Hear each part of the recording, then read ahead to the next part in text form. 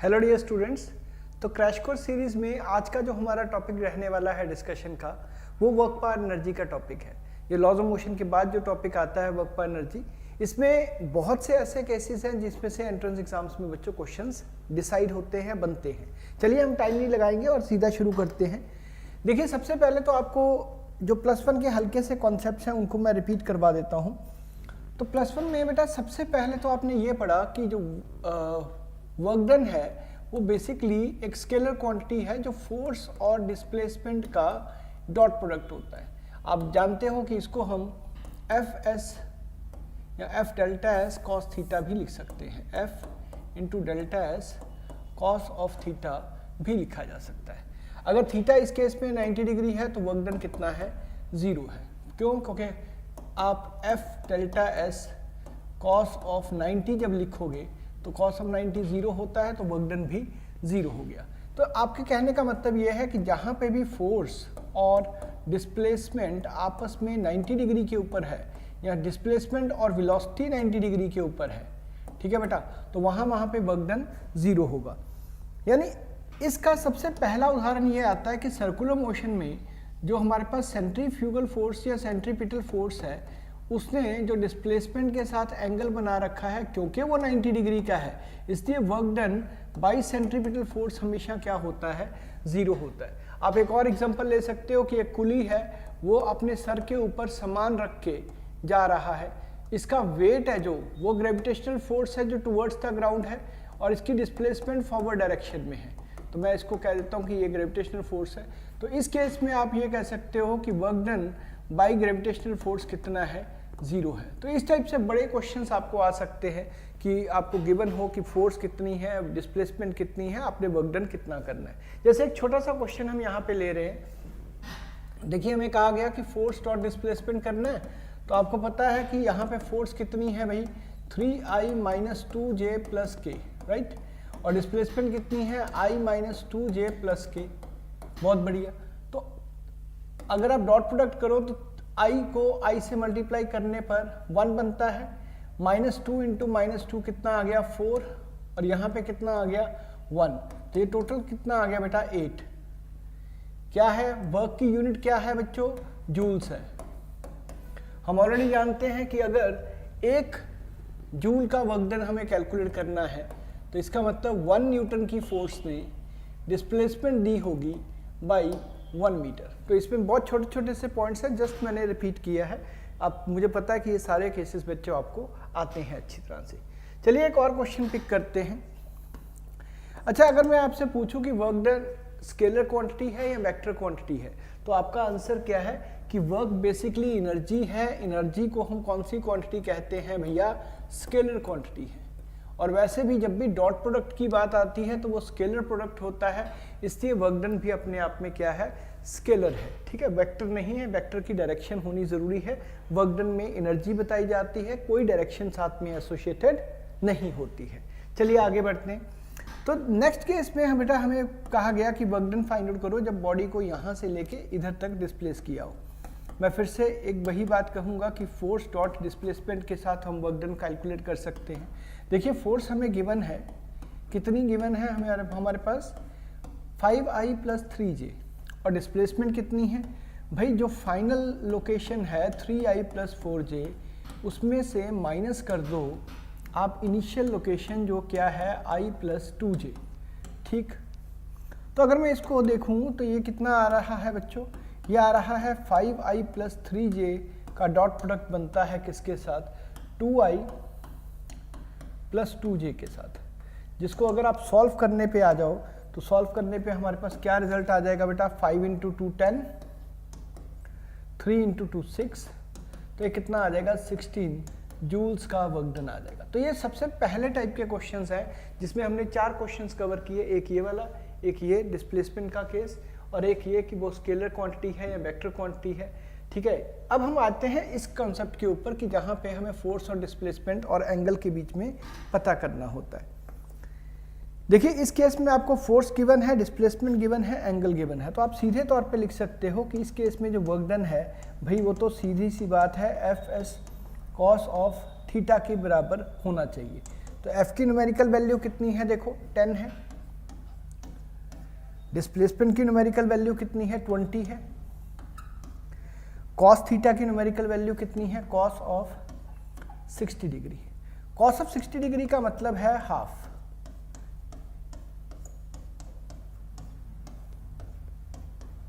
ये कितना आ गया, 100 जूल के बराबर आ गया। तो यहाँ पे हमारा फर्स्ट जो 4 सेट ऑफ क्वेश्चंस थे वो कंप्लीट हो गए। कौन कौन से बेटा, एक तो जो हमें ये पता लगा कि डिस्प्लेसमेंट और फोर्स के बीच में एक एंगल गिवन होना चाहिए, तभी हम वर्क डन कैलकुलेट कर सकते हैं। देखिए अगर फोर्स ऑपोजिट टू डिस्प्लेसमेंट होगी तो वर्क डन क्या हो जाएगा, नेगेटिव हो जाएगा। यानी अगर मैं वर्क डन के बारे में एक बॉक्स बना के कुछ लिखना चाहूँ तो मैं ये कह सकता हूँ कि वर्क डन पहली बात तो स्केलर क्वांटिटी है, दूसरी बात वर्क डन पॉजिटिव हो सकता है, वर्क डन नेगेटिव हो सकता है, और वर्क डन जीरो भी हो सकता है। जीरो कब होता है, जब फोर्स एंड डिस्प्लेसमेंट कैसे हों, एट 90 डिग्री, और नेगेटिव कब होता है, जब फोर्स एंड एस कैसे हों बेटा, ऑपोजिट हो। ठीक है, जब फोर्स और डिस्प्लेसमेंट ऑपोजिट है तो वर्क डन नेगेटिव है। जैसे ज़्यादातर केसेस में फ्रिक्शन है जो डिस्प्लेसमेंट के ऑपोजिट चलती है। ठीक है, तो फ्रिक्शन ने जो वर्क डन किया होता है बेटा वो हमेशा ही नेगेटिव वर्क डन है। यानी आप यूँ समझो जैसे एक बॉडी को हमने रस्सी से बांधा और रस्सी से बांध के उसको ऊपर को लेके जा रहे हैं। अब ऊपर को ले जा रहे हैं तो उस केस में तो वर्क डन टेंशन ने पॉजिटिव दी है, पर अगर टेंशन ऊपर को लग रही है पर बॉडी फिर भी नीचे को जा रही है तो वर्क डन बाई टेंशन है जो वो नेगेटिव होगा। दोबारा से सुनो कि टेंशन ऊपर को लग रही है तो फोर्स ऊपर को लग रही है पर बॉडी नीचे को जा रही है। जैसे पुली केस में भी एक बॉडी नीचे को जाती है तो उसका जो वर्क डन है टेंशन के द्वारा वो नेगेटिव आएगा। Is it okay? चलिए आगे चलते हैं।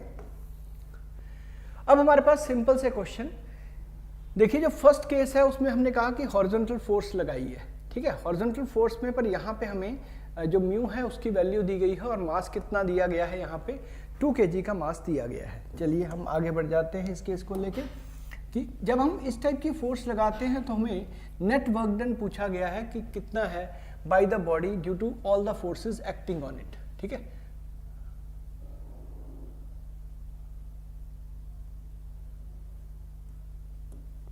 Bye net force. ठीक है, अब आप कहोगे नेट फोर्स कौन सी है। देखिए इस केस में जो फोर्स फॉरवर्ड डायरेक्शन में लग रही है वो तो F है, और यहाँ पीछे को लगने वाली फोर्स हमें पता है फ्रिक्शन है, जिसको मैं म्यू mg के बराबर लिख देता हूँ।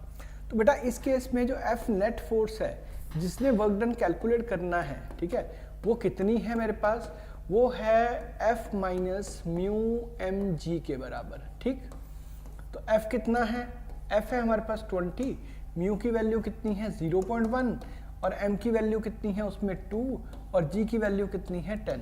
तो अगर आप देखिए तो नेट फोर्स की वैल्यू आ गई हमारे पास 18 न्यूटन के बराबर। तो ठीक है जी, इस 18 न्यूटन जो कि फॉरवर्ड डायरेक्शन में लगी है उसकी वजह से जो वर्क डन आएगा वो कितना आएगा, वो आएगा F नेट इंटू डिस्प्लेसमेंट। सही बच्चों, तो F नेट कितना है, वो तो 18 न्यूटन का है। डिस्प्लेसमेंट फॉरवर्ड डायरेक्शन में कितनी है भाई, वो कही गई है कि 2 मीटर्स है, तो ये कितना आ गया, ये 36 जूल्स के बराबर का वर्क डन आ गया। तो आपको पता लग गया कि जहाँ पे फ्रिक्शनल फोर्सेस भी इन्वॉल्व हों पर हमें फोर्स ऑफ फ्रिक्शन की वजह से वर्क डन नहीं पूछा गया, हमें नेट फोर्स जो फॉरवर्ड डायरेक्शन में गई है बॉडी उसकी वजह से वर्क डन पूछा गया। तो इसलिए हमने नेट फोर्स ही कैलकुलेट की है इस दौरान, और फिर हमने उससे वर्क डन फाइंड आउट करने की कोशिश की है। अब यहाँ पे क्या है कि फोर्स आपको इधर दे दी गई। चलिए मैं इस केस में भी कह देता हूँ कि म्यू की वैल्यू मेरे पास 0.1 है और ये ब्लॉक भी कितना है 2 kg का है। पहले तो आप ये सोचिए कि इसमें इस ब्लॉक में भी हमें नेट फोर्स से वर्क डन पूछा गया है। तो हमने कहा कि देखो ऐसा है कि इस ब्लॉक के ऊपर इधर को जो फोर्स लग रही है उसके 2 कंपोनेंट्स बन सकते हैं। कौन कौन से बेटा, एक तो F cos 37 और एक नीचे को वो क्या F sin 37। ठीक है जी, बिल्कुल ये एंगल हमारे पास क्या था 37 डिग्री था, कोई बात नहीं। तो आगे क्या करें, आगे भी नॉर्मल डायरेक्शन देखो हमें यहाँ पे लगाना चाहिए, लगा दिया हमने नॉर्मल डायरेक्शन। और क्या करना चाहिए, इधर को नीचे को हमें उसका वेट लगाना चाहिए, वो भी लगा दिया जी हमने। ठीक है बेटा, फ्रिक्शन किधर को आएगी, फ्रिक्शन तो आएगी सर वापस डायरेक्शन में F is equal to mu into N.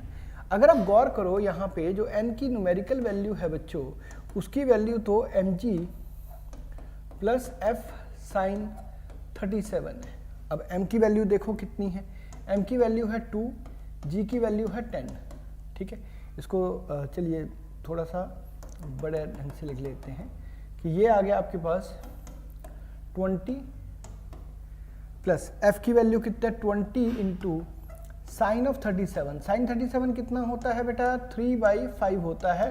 तो ये कितना आ गया भैया, ये 32 आ गया। तो इसका मतलब ये हुआ कि ये n की वैल्यू 32 है, जबकि f cos ऑफ 37 की अगर मैं न्यूमेरिकल वैल्यू चेक करूं तो वो न्यूमेरिकल वैल्यू बेटा कितनी आती है। f की वैल्यू देखिए, मैंने फिर कहा 20 इंटू 4/5, तो कितना आ गया बेटा, ये आ गई 16 न्यूटन। अब मेरे पास जो f नेट हॉरिजॉन्टल डायरेक्शन में आ रही है उसकी न्यूमेरिकल वैल्यू तो f cos of 37 minus friction coefficient है, या माइनस फ्रिक्शन है जो कि काइनेटिक फ्रिक्शन हो सकती है। तो f cos 37 कितना है बेटा, वो तो 16 है। और म्यू की वैल्यू कितनी है, म्यू की वैल्यू 0.1 है, जिसमें से आपने n की वैल्यू कितनी कैलकुलेट की है, n की वैल्यू हमने कैलकुलेट की है 32, तो आप 32 यहाँ पे लिख सकते हैं। तो 16 में से आप 3.2 माइनस कर दो जी बच्चा, कितना बन गया हमारे पास, ये बन गया आपके पास 12.8 न्यूटन। तो हमारे पास इस केस में जो वर्क डन आएगा वो इसकी वजह से आएगा, F नेट फोर्स की वजह से हमने वर्क डन कैलकुलेट करना है, और कितनी डिस्प्लेसमेंट के लिए हुआ है उस साइड पे मूव कर सकते हैं। F नेट कितना है बच्चों, वो है 12.8। भाई डिस्प्लेसमेंट कितनी है फॉरवर्ड डायरेक्शन में, देखो डिस्प्लेसमेंट है जो फॉरवर्ड डायरेक्शन में वो कितनी आ रही है, वो पूछा गया है ऑलरेडी। कितना बताया है, हमें कहा गया कि वो 2 मीटर से मूव किया। चलिए मैं यहाँ पे भी लिख देता हूँ कि क्वेश्चन कहानी में अलग नहीं है, ये सेम कहानी है दोनों ही क्वेश्चंस की, कि इसको भी 2 मीटर से मूव कराया गया है। तो ये मैंने 2 लिख दिया बेटा। तो ये कितना आ गया मेरे पास, 25.6 जूल्स का वर्क डन है जो वो इस केस में हुआ है। चलिए अब नेक्स्ट केस देखिए क्या है। आपको कहा गया कि बॉडी ने वर्क डन करना है in moving down the incline plane by 2 metres by net force. अब आप फिर से वही एफ नेट की कहानी कहेंगे। देखिए बेटा इस केस में मैं आपको हिंट दे के छोड़ रहा हूं, आपने खुद इसको कंप्लीट करना है। ये mg साइन थीटा है, हमने लॉज ऑफ मोशन में अच्छी तरह से पढ़ा था, और यहाँ पे वापिस डायरेक्शन में लगने वाली force mu mg cos theta है। तो आपके पास एफ नेट की जो न्यूमेरिकल वैल्यू है वो कितनी बन गई, mg साइन थीटा में से माइनस कर दो म्यू कॉस थीटा। ठीक है जी, कर लेते हैं सॉल्व। m की वैल्यू कितनी है 5, g की वैल्यू कितनी है 10, साइन ऑफ 37 कितना है, साइन ऑफ 37 है 3/5, और कॉस ऑफ 37 कितना है 0. ये म्यू की वैल्यू लिख लेते हैं पहले, म्यू की वैल्यू 0.1 और कॉस 37 यानी 4/5। चलिए इसमें से ये कैंसिल कर देते हैं, 5 यहाँ से कैंसिल हो गया, तो 10 इंटू 3 माइनस 0.4, और ये कितना आ गया 2.6 इंटू 10 कितना आ गया बेटा 26 न्यूटन आ गया। तो अगर इस एफ नेट की वजह से मैं वर्क डन कैलकुलेट करता हूँ तो वो न्यूमेरिकली कितना आता है बेटा, एफ नेट इंटू डिस्प्लेसमेंट आता है। ठीक, तो एफ नेट इंटू डिस्प्लेसमेंट कितना आ गया, एफ नेट है 26 न्यूटन की, और डिस्प्लेसमेंट कितने की है बेटा 2 मीटर्स की है, तो ये कितना आ गया 52 जूल्स का वर्क डन हमारे पास गिवन है। ठीक है बच्चों, एक बार एक पॉज लो अब, और जितने 4-5 क्वेश्चंस मैंने कराए हैं इनको एक बार दोबारा से रफ में कैलकुलेट करके देखो। ठीक है, ओके बच्चों, अब यहाँ पे एक नया क्वेश्चन देखते हैं। इसमें क्या कहा गया है, इसमें कहा गया है कि एक रस्सी है और उस रस्सी के साथ एक वेट को हमने बांध रखा है जिसका मास है m। ठीक है, और हमें कहा गया कि ये कितना डिस्टेंस मूव कर जाता है नीचे को, ये d डिस्टेंस नीचे को मूव कर जाता है, और कितनी एक्सेलरेशन है इसकी नीचे को आने की, वो g/4 है। तो मुझे सबसे पहले तो टेंशन कैलकुलेट कर लेनी चाहिए कि इसमें कितना होगा। तो मैं कह सकता हूँ कि mg माइनस टी की वैल्यू इक्वेशन ऑफ मोशन के हिसाब से as per equation of motion क्या लिखा जाना चाहिए बेटा? हमें लिखा जाना चाहिए यहाँ पे कि M G minus T M into A के बराबर है। देखिए ऑलरेडी एम जी में से माइनस कर देंगे आप टी को, तो ये बनेगा एम इंटू जी बाई 4। तो यहाँ पे क्या रह गया टी की वैल्यू? अगर आप देखिए तो टी की वैल्यू रह गई 3/4 ऑफ एम जी। ये टेंशन है। अब टेंशन कौन सी डायरेक्शन में लग रही है भाई? टेंशन है फोर्स जो ऊपर को लग रही है ना? और डिस्प्लेसमेंट कहाँ है? वो है नीचे को। डिस्प्लेसमेंट कितनी हुई है? डी डिस्टेंस से हुई है। तो ऑब्वियस है work done force dot displacement लिखेंगे। अब फोर्स ऊपर को है और डिस्प्लेसमेंट नीचे को है, तो मैं इसे माइनस एफ एस लिख सकता हूँ। एफ की वैल्यू कितनी है भाई? 3/4 माइनस साइन के साथ एम जी, डिस्टेंस कितना है डी। तो कौन सा आंसर आ गया भाई? देखो सी आंसर आ गया। ठीक, आगे बढ़ सकते हैं। देखिए यहाँ पे जितने भी मैंने एग्जांपल्स किए आपको शुरू से बता दिया था कि जिस डायरेक्शन में फोर्स लग रही है, अगर नेट डिस्प्लेसमेंट उसी डायरेक्शन में होगी तो उस नेट डिस्प्लेसमेंट का वर्क डन पॉजिटिव होगा। अगर फ्रिक्शन की वजह से देखेंगे तो ज़्यादातर केसेस में फ्रिक्शन का वर्क डन नेगेटिव होगा।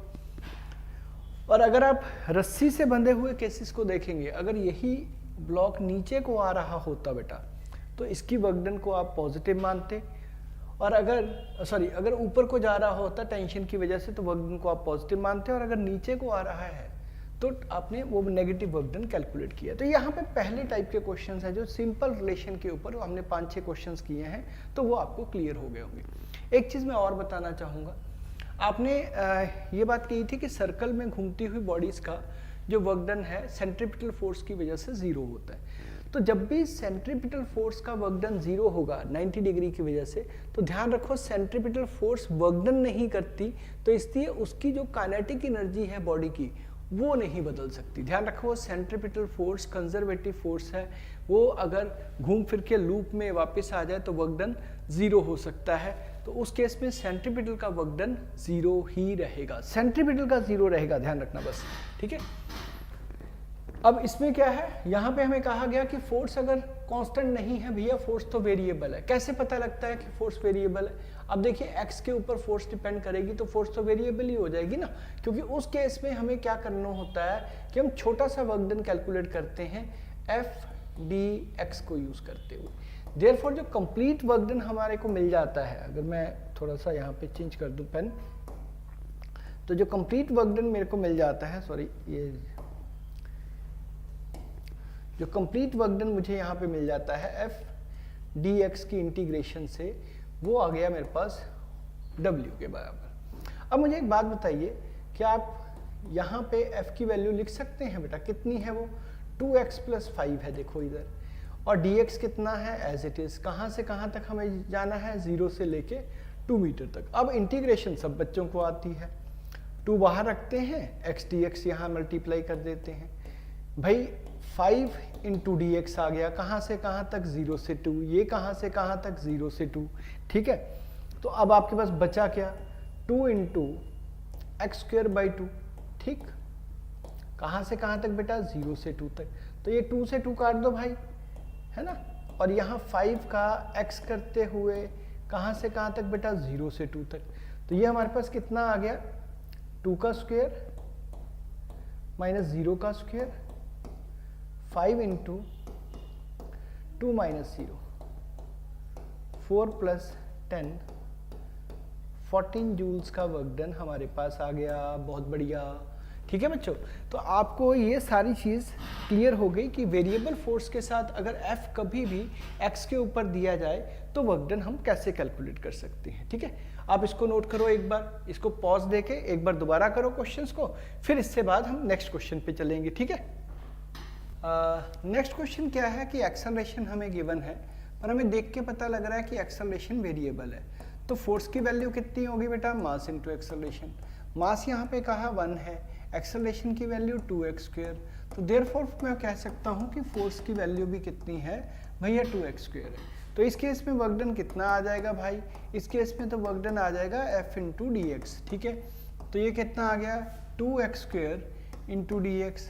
कहाँ से कहाँ तक लिखा है, 0 से लेके 3 तक लिखा है, तो हम क्या लिख सकते हैं इसको 2 इंटू x³/3। ठीक है जी, कहाँ से कहाँ तक, 0 से 3 तक, तो कितना आ गया 2/3 और ये 3 का क्यूब माइनस 0 का क्यूब, तो कितना आ गया बेटा 2/3 इंटू ये 3 का क्यूब 3 इंटू 3 इंटू 3 माइनस 0। ठीक है, तो ये कितना आ गया, एक 3 से एक 3 कैंसिल हो गया, 9 2 18। तो 18 जूल का जो वर्क डन है वो हमारे पास इस केस में आ जाता है। अगला क्वेश्चन देख लेते हैं। यहाँ पे क्या है कि x गिवन है हमें। अब हमें ये कैसे पता लगेगा कि फोर्स वेरिएबल है या नहीं, तो मैं x से पहले वेलोसिटी बताता हूँ, क्योंकि मुझे फोर्स पता करने के लिए बेटा मास इनटू एक्सेलरेशन की देखो ज़रूरत है। Force is equals to mass into acceleration होता है। जब तक मैं एक्सेलरेशन तक नहीं पहुंचूंगा तब तक मुझे फोर्स के बारे में नहीं पता लगेगा। तो चलिए पहले हम ये पता कर लेते हैं कि वेलोसिटी कितनी है। वेलोसिटी है, देखिए एक बार डिफरेंशिएट करेंगे आप इसको d/dt ऑफ t³/3। ठीक है, तो ये कितना आ गया बेटा 1/3, यहाँ पे कितना आ गया 3t² आ गया, ये t² इससे कैंसिल हो गया, तो कितना रह गया t²। तो देयरफॉर हम कह सकते हैं कि dx की वैल्यू t² इंटू dt आ गया। देखिए एक तो ये रिजल्ट हमारे पास ऑब्टेन हो गया। ठीक है, दूसरा रिजल्ट ये है कि a की वैल्यू आपको dv/dt लिखनी चाहिए। तो आप कैसे लिखोगे बेटा, d/dt ऑफ v की वैल्यू देख लीजिए कितनी है, वो t² के बराबर है, तो इसको लेके हम क्या लिख सकते हैं 2t लिख सकते हैं। बहुत शानदार। अब हम क्या लिखें कि भैया हमें तो वर्क डन कैलकुलेट करना है। वर्क डन कैलकुलेट करने का मतलब हम बॉडी को force into F into D x कर सकते हैं। देखिए बेटा एफ की वैल्यू है जो वो मास इंटू एक्सेलरेशन है। तो अब आप एक काम कीजिए, इस केस में हमने मान लिया लेट मास है जो हमारे पास वो कितना है 1 kg है, इसमें भी मैंने मास को 1 kg ही कहा। तो ये 1 इंटू ए की वैल्यू बेटा 2t और dx की वैल्यू कितनी आई है, देखिए t² इंटू dt। ठीक बेटा, तो t² इंटू dt कहाँ से कहाँ तक है, ये है 0 से लेके 2 सेकंड्स तक के खेल। तो वर्क डन हमारे पास कितना आ गया 2 बाहर आ गया, देखिए बेटा t³ इंटू dt आया।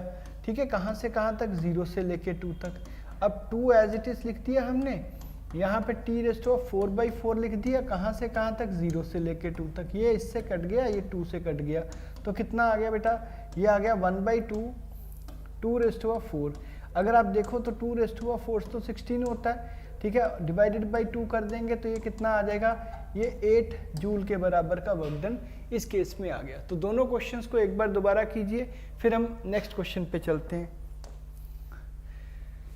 देखिए अब हमारे पास क्या है कि एक फोर्स एक्स ग्राफ है। मुझे पता है कि चाहे वेरिएबल फोर्स हो ऐसे वाली कोई भी, तो उस केस में भी जो छोटा सा हम स्ट्रिप का एरिया कंसिडर करते हैं, ये एरिया है जो इसको हम क्या लिख सकते हैं, ये लिख सकते हैं एफ इंस्टेंटेनियस, यहाँ वाली एफ, ठीक है, इंटू डी एक्स।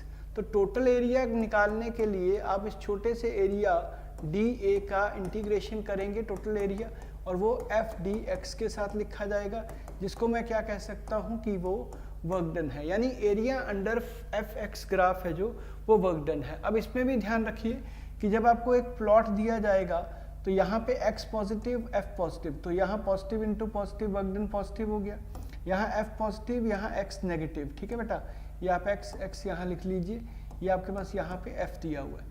तो जहाँ पे नेगेटिव मल्टीप्लाइड बाय नेगेटिव है वो रीजन पॉजिटिव हो गया, पॉजिटिव मल्टीप्लाइड बाय नेगेटिव है वो रीजन नेगेटिव हो गया। यानी फर्स्ट क्वाड्रेंट के अंदर आपको जो भी वर्क डन कैलकुलेट करना होता है वो पॉजिटिव रहता है, सेकंड में नेगेटिव रहता है, थर्ड में पॉजिटिव रहता है और फोर्थ में भी नेगेटिव हो जाता है। तो वर्क डन हर केस में कहाँ कहाँ पे कितना कितना है वो हमने यहाँ पे डिफाइन कर दिया। अब देखिए आपके पास ये गिवन केस है और इसमें आपसे पूछा गया कि एफ एक्स एक ग्राफ दिया हुआ है और उसमें आपको वर्क डन पता करना है, पर यहाँ पे x = 4 के ऊपर कोई फोर्स की वैल्यू नहीं दी गई, तो हम डायरेक्टली इस ये कॉन्सेप्ट को यूज़ नहीं कर सकते क्योंकि हम एरिया नहीं कैलकुलेट कर सकते। इस केस में हमें क्या करना होगा, हमें इक्वेशन ऑफ ग्राफ से शुरू करना चाहिए। इक्वेशन ऑफ ग्राफ बच्चों है क्या, इक्वेशन ऑफ ग्राफ है y = +mx - c वाली कहानी। ठीक है ना, देखिए स्लोप पॉजिटिव है, इंटरसेप्ट नेगेटिव है, y एक्सिस के ऊपर हमें फोर्स दिया गया है बच्चों, स्लोप की वैल्यू 2 / 1 हम लिख सकते हैं, ये 2x आ गया माइनस उसमें से इंटरसेप्ट 2 कर दिया, तो आपके पास वेरिएबल फोर्स नज़र आ रही है मुझे यहाँ पे। तो ये वेरिएबल फोर्स है जो इसके लिए जो वर्क डन हम कैलकुलेट कर सकते हैं, वो कैसे कैलकुलेट हो सकता है भाई, वो तो F इंटू डी एक्स से कैलकुलेट हो सकता है। चलिए फिर वो वर्क डन कैलकुलेट ही कर लेते हैं। तो ये वर्क डन कितना कैलकुलेट हुआ बच्चों, देखिए F की वैल्यू है जो वो है हमारे पास 2x माइनस 2, ठीक बच्चों। ये dx कर दिया, कहाँ से कहाँ तक है बेटा, वो 1 से लेके 4 तक है। तो अब आप इसको कैसे लिखोगे, 2 इंटू एक्स डी एक्स पहले केस में, फिर माइनस 2 इंटू डी एक्स, ठीक बेटा। कहाँ से कहाँ तक, 1 से लेके 4 तक, ये भी कहाँ से कहाँ तक, 1 से लेके 4 तक। तो आप इसको कैसे लिख सकते हो, 2 इंटू एक्स स्क्वायर बाई 2, 1 से लेके 4 तक, माइनस 2 इंटू 4 माइनस 1। अब आप देखिए ये 2 से 2 खत्म हो गया, ठीक है। तो 4 का स्क्वायर कितना आया बेटा, ये आया 16 माइनस कितना 1 का स्क्वायर 1, प्लस उसके साथ 2 इंटू 4 माइनस 1 कितना आ गया 3, ये कितना आ गया, ये आया बेटा, इसमें माइनस कर दिया हमने 6, तो 15 में से 6 माइनस कर दिया तो कितना आ गया 9 जूल्स का वर्क डन यहाँ पे इस केस में सॉल्व होने के बाद आ जाता है। अगला सवाल देखते हैं। अगर आप अगले सवाल में देखो तो आपको area under F x graph दिया गया है, ठीक है। मैंने पहले ही कहा था आपको कि ये वाला वर्क डन पॉजिटिव होगा, ये भी पूरा पॉजिटिव होगा और ये वाला क्या होगा, नेगेटिव। तो आपने क्या करना है, नेट वर्क डन कैलकुलेट करने के लिए work done during the first triangle, work done during the second triangle and work done during the third triangle, ये लिख लेना है। सॉरी, सेकंड क्या है, ये ट्रेपीजियम है, यहाँ पे नजर आ रहा है मुझे, और ये दोनों ट्राइंगल्स हैं। तो देखिए ये एरिया A1 है और ये दूसरा भी एरिया A2 है, और इसमें से माइनस कर देंगे एरिया नंबर A3 क्योंकि वो नेगेटिव रीजन में है। देखिए A1 कितना है, हाफ इंटू बेस, बेस ढूंढो कितना है, 2 है बेस भाई, हाइट कितनी है 4 है। चलिए आगे बढ़ते हैं। अब आपको साइन लगाने की ज़रूरत नहीं है बेटा, क्योंकि आप ऑलरेडी डिसाइड कर चुके हो कि वर्क डन वो उस रीजन में पॉजिटिव होगा या उस रीजन का वर्क डन नेगेटिव होगा। अगर वो उस रीजन का वर्क डन पॉजिटिव है तो इसका मतलब हमें उसको पॉजिटिव के तौर पे लेके चलना है, जैसे यहाँ पॉजिटिव है और यहाँ ट्रेपीजियम का भी पॉजिटिव है। तो half sum of parallel sides, parallel sides कौन कौन सी है बेटा 5, और यहाँ पे पैरेलल साइड कितनी है 2, परपेंडिकुलर डिस्टेंस इनके बीच का कितना आ गया 3। नेक्स्ट भी ट्राइंगल है भैया, हाफ इंटू बेस, बेस देखिए ट्राइंगल का कितना बनता है 7 माइनस 5 2 बन गया, और हाइट कितनी बनती है यहाँ पे 2 बनती है। तो ये आप इससे इसको काट सकते हो, तो ये इससे इसको काट सकते हो, आपके पास क्या रह गया 4 प्लस 7 3 जा 21/2 माइनस 2, 4 माइनस 2 कितना रह गया 2 प्लस 21/2, तो ये कितना आ गया बच्चों 25/2, जिससे हम लिख सकते हैं कि ये 12.5 जूल के बराबर का वर्क डन है, जो इस एरिया अंडर द ग्राफ में पता लगता है। तो आपको ये चीज़ें समझ आती हैं कि जब भी हमें एफ एक्स ग्राफ्स दिए जाएंगे तो या तो एफ एक्स ग्राफ की इक्वेशन लिख के वो चेक करनी होगी कि वो कांस्टेंट फोर्स है या वो वेरिएबल फोर्स है। अगर वो वेरिएबल फोर्स है तो इंटीग्रेशन करके एफ टी एक्स का उससे हम आंसर फाइंड आउट करेंगे। अगर ऐसे वाला कोई केस नहीं है, हमें एंड टू एंड कहा जाए कि टोटल वर्क डन पता करो शुरू से लेके लास्ट तक, ठीक है, तो उस केस में बच्चों हमने क्या करना है कि आपको जो एफ एक्स ग्राफ है उसका net area under the graph देख के और उसके सारे वर्क डन्स को यानी कि सारे एरियाज को एडअप करना होगा और वहाँ से हमें नेट वर्क डन मिल जाएगा। ठीक बच्चों, आगे बढ़ते हैं फिर हम।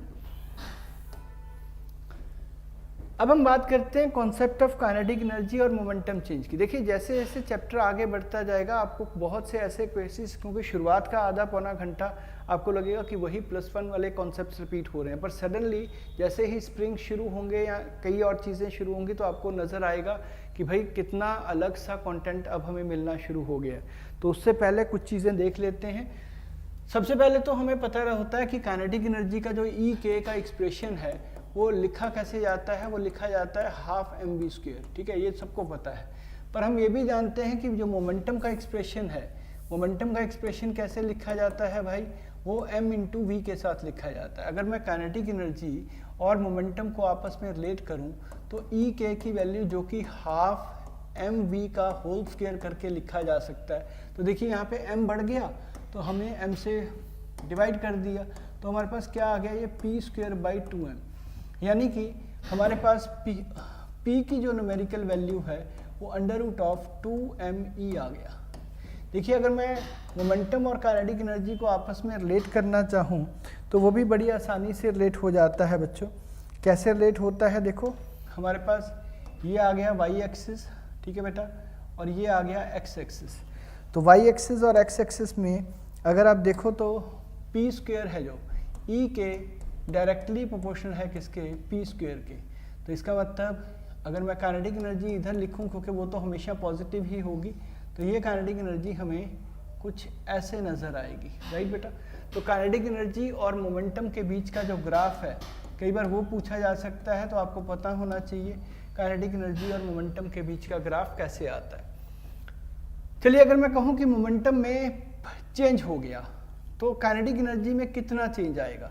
आपको पता है कि जो काइनेटिक एनर्जी है वो डायरेक्टली प्रोपोर्शनल है किसके, पी के स्क्वायर के। तो काइनेटिक एनर्जी में चेंज पता करने का मतलब है कि मैं ये देखूं कि ये 1 प्लस मोमेंटम में सपोज करो x% का चेंज है तो x% बढ़ भी सकता है, अगर डिक्रीज हुआ है तो कम भी हो सकता है, डिवाइडेड बाई 100। ये नया मोमेंटम आ गया तो उसका स्क्वायर कर दिया -1 इंटू 100।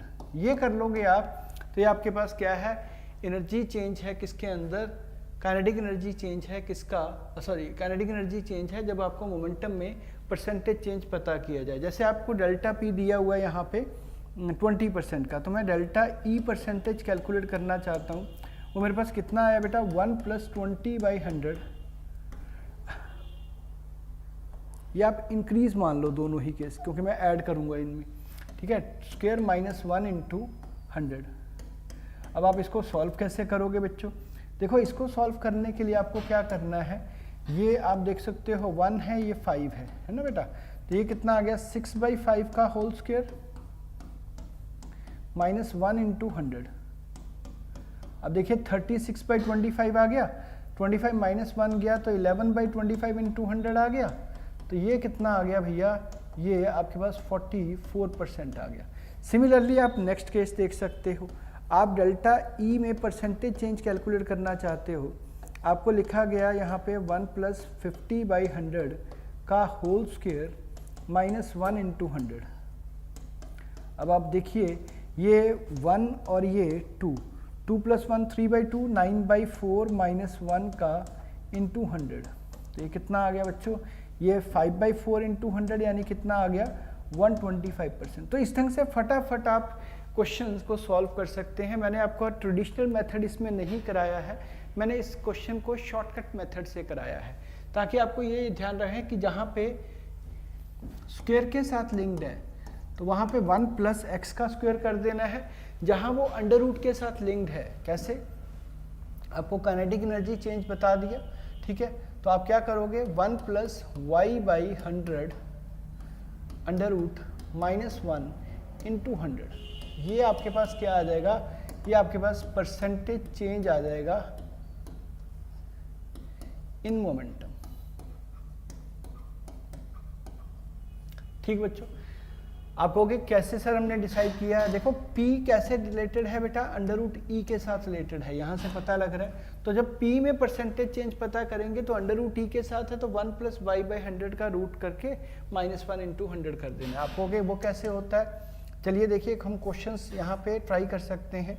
आप इसको लिख लीजिए कि ये क्या है, ये परसेंटेज चेंज है इन मोमेंटम। आपको कहा गया कि चलिए आप काइनेटिक एनर्जी का जो परसेंटेज चेंज है वो आपको गिवन है और आप उस हिसाब से फाइंड आउट करना चाहते हैं। तो सबसे पहला सवाल करके देखते हैं हमारे पास क्या आता है। तो ये क्या आएगा बेटा, परसेंटेज चेंज आएगा। परसेंटेज चेंज में आप कैसे कैलकुलेट करोगे, आप कैलकुलेट करोगे 1 प्लस 300/100 रेज़ टू हाफ -1। अब देखो ये इससे ख़त्म हो गया, 1+3 कितना होता है 4, 4 का अंडर रूट कितना होता है 2, 2 - 1 × 100 कितना आ गया बेटा, ये आ गया आपके पास 100%। बिल्कुल आसान था। इसी ढंग से डेल्टा के देखो, यहाँ पे भी आप परसेंटेज चेंज कैलकुलेट करना चाहोगे, कैसे कैलकुलेट करोगे बेटा, 1 प्लस क्या लिखना है y को 100 डिवाइडेड बाई कितना, फिर 100, 100 से 100 कट गया, 1 रह गया, 1 + 1 क्या हो गया 2 हो गया, 2 का अंडर रूट कितना बन गया, ये बन गया आपके पास 1.414 - 1 × 100, ये कितना आ गया 41.4% का चेंज आ गया। ध्यान रखना है ये काइनेटिक एनर्जी इंक्रीज है, इसमें भी काइनेटिक एनर्जी का इंक्रीज का केस दिया है। आप और भी मल्टीपल केसेस कर सकते हो, पर ये जो अभी डिस्कशन बोर्ड के ऊपर लिखी गई है ये बहुत बहुत बहुत इंपॉर्टेंट है, क्योंकि हर साल मेडिकल एंट्रेंस में तकरीबन किसी ना किसी एग्ज़ाम में, कभी यूनिवर्सिटी के एग्ज़ाम्स हो, कभी AIPMT हो, जैसे AIPMT पहले होता था, ठीक है ना, अब नीट है, तो उस टाइप के जो क्वेश्चंस आते हैं, या कोई भी मेडिकल एंट्रेंस एग्ज़ाम्स या जो उससे साथ लिंक्ड हैं, जैसे BSc नर्सिंग हो गया, उस टाइप के केसेस में इनके बहुत से सॉल्यूशंस क्वेश्चंस बनते हैं। ठीक है बेटा, आगे बढ़ते हैं। अब हमें क्या कहा गया, देखिए यहाँ पे हमें कहा गया है कि आपको बॉल गिवन है मास m1 की और दूसरी बॉल भी मास m2 की गिवन है, दोनों को हाइट h से ड्रॉप किया। आप समझ लीजिए कि जब भी एक बॉल को हाइट h से ड्रॉप करते हैं तो उसकी जो स्पीड होती है वो √2gh हो जाती है। हमसे पूछा गया कि इनकी रेशियो बताइए काइनेटिक एनर्जी की कितनी है। तो काइनेटिक एनर्जी फर्स्ट की काइनेटिक एनर्जी सेकंड के साथ जब हम लिखेंगे तो हाफ m1 v1² करेंगे और हाफ m2 v2² करेंगे। देखिए दोनों को सेम हाइट से ही ड्रॉप किया गया है, तो इससे दोनों की वेलोसिटीज सेम है, तो वेलोसिटीज से कैंसिल हो गई बेटा, हाफ हाफ से कैंसिल हो गया। मासेस की रेशियो हमें पता है 2:4 है, तो ये आपके पास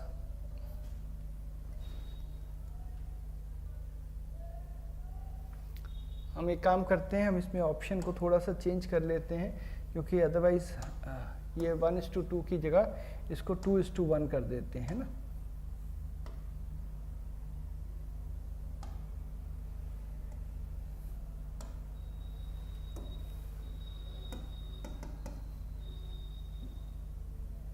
एक मिनट, तो ये कितना आ गया, ये आंसर आ गया 1:2। तो ये आपका सी वाला ऑप्शन है जो वो करेक्ट है। चलिए आगे बढ़ जाते हैं।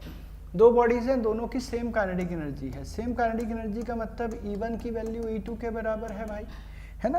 तो E1 की वैल्यू E2 के बराबर है, तो मैं कह सकता हूँ half m1 v1² = half m2 v2²। या तो ऐसे वेलोसिटीज को लेके क्वेश्चन बन सकता है, या कहा जा सकता है p²/2m must be equal to p1²/2m 1 p2²/2m1। ये देखिए 2 से 2 कैंसिल हो गया, तो p1:p2 की जो रेशियो आ रही है बेटा वो m1:m2 की रेशियो के साथ आ रही है। अब मुझे देख के बताइए m1:m2 कितना है, वो √1/4 है, तो आपके पास आंसर कितना आ गया 1:2 आ गया। तो answer number A is the correct one. बिल्कुल सिंपल से सवाल मेडिकल एंट्रेंस में आए हुए हैं। आप समझ सकते हो कि मेडिकल एंट्रेंस के सवाल बहुत ही आसान होते हैं, जो विदिन 10 to 15 सेकंड्स में सॉल्व हो सकते हैं। तो यहाँ हम वर्क पर एनर्जी का जो वर्क एनर्जी थ्योरम है उसको डिस्कस करने की कोशिश करते हैं। देखिए बेटा, वर्क एनर्जी थ्योरम ये कहती है कि जो लॉस या गेन ऑफ काइनेटिक एनर्जी है, गेन और loss of kinetic energy during resistive forces और the forces acting in the same direction, वो किसके बराबर है, वो वर्क डन के बराबर है। अब ये वर्क डन किसके बराबर हो सकता है, FTX के बराबर हो सकता है, ठीक है बच्चों, अगर वेरिएबल फोर्स दी गई है, या FX के बराबर हो सकता है, या ये एरिया अंडर FX ग्राफ हो सकता है। ध्यान रखो, जो गेन या लॉस ऑफ काइनेटिक एनर्जी है उसमें मैं अभी बात करता हूँ सिर्फ कि गेन की, अगर गेन है तो final velocity minus initial velocity करना होगा बेटा, और यहाँ पे आपको FTX के साथ इस रिजल्ट को लिखना है। चलिए इसी के ऊपर बेस्ड एक सवाल कर लेते हैं। देखिए यहाँ पे आपके पास एक फोर्स एक्स ग्राफ है, जिस ग्राफ का एरिया अंडर द ग्राफ आपको पता है क्या रिप्रेजेंट करेगा, वर्क डन रिप्रेजेंट करेगा। तो मुझे समझ आती है कि वर्क डन यहाँ पे गेन या लॉस ऑफ काइनेटिक एनर्जी को रिप्रेजेंट करेगा। तो देखें कैसे है, यहाँ हमें कहा गया कि फोर्स लगी है और उसको x इक्वल टू 20 के ऊपर अपने स्पीड को कैलकुलेट करना है। ठीक है बेटा, यानी कि बॉडी कहाँ से स्टार्ट हुई है, बॉडी रेस्ट से स्टार्ट हुई है।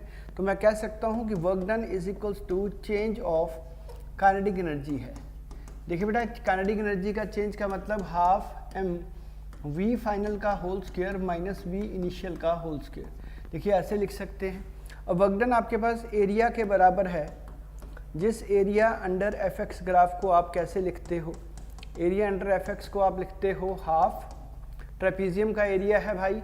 ट्रेपीजियम का एरिया कैसे कैलकुलेट किया जाएगा, सम ऑफ पैरेलल साइड्स कर देते हैं। देखिए 20 + 10 इंटू परपेंडिकुलर डिस्टेंस कर देते हैं भाई 10 is equals to half m की वैल्यू 5 डाल देते हैं, v final square minus v initial square लिख देते हैं। तो ये हाफ से ये वाला हाफ तो कैंसिल हो गया, बहुत बढ़िया। ये दोनों हाफ कैंसिल होने के बाद हमें पता लगा कि ये 10 और ये 5 भी आपस में कैंसिल हो जाते हैं। इसको ऐसे करो, ये 1 ये 2 है ना। तो v फाइनल का होल स्क्वायर है जो वो कितना रह गया, 60 रह गया, क्योंकि v इनिशियल तो यहाँ पे 0 दिया हुआ है पहले ही। तो v फाइनल की जो न्यूमेरिकल वैल्यू है हमारे पास √60 होगी, जिसको मैं लिख सकता हूँ 15 × 4। ठीक है बेटा, तो ये 4 तो बाहर आके क्या बन जाएगा 2, और ये कितना बन जाएगा √15। तो आपके पास v फाइनल की जो न्यूमेरिकल वैल्यू है वो आ जाती है। सिमिलर सा क्वेश्चन है, आगे देखिए। इस क्वेश्चन में भी क्या दिया हुआ है कि आपको कहा गया कि एक पार्टिकल है जिसका मास 1 kg के बराबर है और उसके ऊपर वेलोसिटी जो इनिशियल है वो गिवन है, शायद कितनी है बेटा, यस 10 मीटर/सेकंड की वैल्यू उसकी दी गई है। और हमें कहा गया कि इसके ऊपर बैकवर्ड डायरेक्शन में ना एक फोर्स लगती है, और वो फोर्स की न्यूमेरिकल वैल्यू कितनी है, 0.2x के बराबर है। चलिए बहुत अच्छे, बहुत शानदार। तो हम क्या कहते हैं कि इसकी वजह से इसकी स्पीड कम होनी शुरू हो जाएगी, और जब इसकी स्पीड यहाँ पहुँचेगी v हो जाएगी। और ये कौन सी पोजीशन है, x = 4 मीटर्स है। देखिए x = 2 मीटर के ऊपर ये फोर्स लगनी शुरू हुई, और x = 4 मीटर के ऊपर मुझे उसकी फाइनल स्पीड पता करनी है। तो मैं वही कहूँगा बेटा अब भी कि लॉस हुआ है तो हमेशा initial square minus final square कर लो। ठीक है, और उसके इसमें -ftx की जगह ftx आप यूज़ कर सकते हो, क्योंकि उसी फोर्स ने ही इस स्पीड को रिड्यूस किया है। तो मैं क्या लिखूंगा बेटा, 0.2x × dx के बराबर। ठीक है, तो मास की वैल्यू तो पहले ही दी हुई है भैया, 1 है। v इनिशियल भी दिया हुआ है, कितना है, v इनिशियल दिया हुआ है 10 का होल स्क्वायर, और v फाइनल दिया हुआ है कितना, हमें पता करना है। और वैसे भी यहाँ पे हमें फाइनल काइनेटिक एनर्जी ही पता करनी है, तो इसलिए मैं इसको काइनेटिक एनर्जी की टर्म्स में ही लिख देता हूँ। तो ये कितना आ गया, 0.2x² / 2 आ गया बच्चे। ठीक हो गया। ये कहाँ से कहाँ तक दिया हुआ है बेटा, 2 से लेके 4 तक दिया हुआ है। 2 और 2 खत्म हो गए, तो ये 1/10 रह गया, जिसमें हमने 4² माइनस 2² का रिजल्ट यहाँ पे यूज़ कर लिया है। और ये आपके पास क्या आ गया, काइनेटिक एनर्जी फाइनल। ये कितना आ गया बेटा, ये आ गया 100/2, जिसको हम क्या लिख सकते हैं, 50। ठीक है बेटा, तो काइनेटिक एनर्जी फाइनल है जो वो कितनी आ गई, 50 माइनस ये कितना आ गया, 16 में से 4 गया 12 में से ये कितना आ गया 1.2, यानी कितना आ गया 48.8 जूल्स। ये है बेटा उसकी फाइनल काइनेटिक एनर्जी, जब वो बॉडी कहाँ पहुँच जाएगी, x = 4 मीटर के ऊपर पहुँच जाएगी। तो आपने देखा कि हमने किस ढंग से वर्क एनर्जी थ्योरम को यूज़ किया है। वर्क = एनर्जी लॉस है, जो भी लॉस ऑफ काइनेटिक एनर्जी है या गेन ऑफ काइनेटिक एनर्जी है, दैट इज ईदर पहले वाले केस में work done by the force against the motion, और सेकंड वाले केस में जहाँ पे हम कह रहे हैं कि गेन हो रहा है work done by the force to increase the speed towards the motion. ठीक है ना बेटा, चलिए देखते हैं आगे। अब हमारे पास बड़ा एक प्यारा सा क्वेश्चन है जिसमें कहा गया कि हमें एक टेंजेंशियल फोर्स की बात की गई है यहाँ पे, और कहा गया है कि टेंजेंशियल फोर्स ही बॉडी को डिस्प्लेस करा रही है। देखिए जब फोर्स टेंजेंशियल है तो उसका वर्क डन मैं बता दूं कि जीरो नहीं होगा, क्योंकि जो सेंट्रीपिटल फोर्स होती है वर्क डन उसका जीरो होता है, क्योंकि वो डिस्प्लेसमेंट के साथ 90 डिग्री के ऊपर होती है। पर यहाँ तो जो डिस्प्लेसमेंट जिस डायरेक्शन में है फोर्स भी उसी डायरेक्शन में ही। तो पढ़ते हैं क्वेश्चन को कि क्या है। एक पार्टिकल है, वो उसका मास दिया हुआ है, उसका रेडियस दिया हुआ है, चलिए, और उसको टेंजेंशियल एक्सेलरेशन के साथ वो मूव कर रहा है। मैग्नीट्यूड ऑफ ये at की वैल्यू हमें फाइंड आउट करनी है। अगर kinetic energy of the particle इतनी बन जाती है at the end of two after the beginning of motion. Beginning of motion का मतलब क्या हुआ कि बॉडी स्टार्ट करती है फ्रॉम रेस्ट। ठीक है बेटा,